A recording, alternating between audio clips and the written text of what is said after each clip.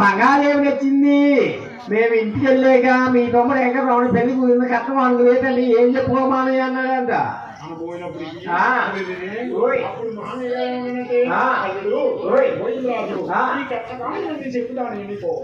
వెళ్ళిపోతారేమని ఆనందాలు భారీగా పోతున్నాడు కొంచెం నేల చెప్పాడండి కొంచెం పని నేల చెప్తున్నాడు తక్కువ పిసికి వెళ్ళిపోతారేమని బయలేసి బాగా పోతున్నాడు చెప్పాడండి బాగా పోతున్నాడు కొండ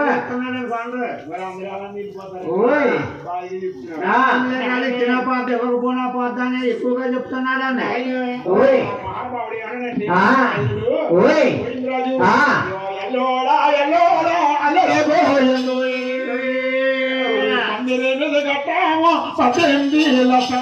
అలో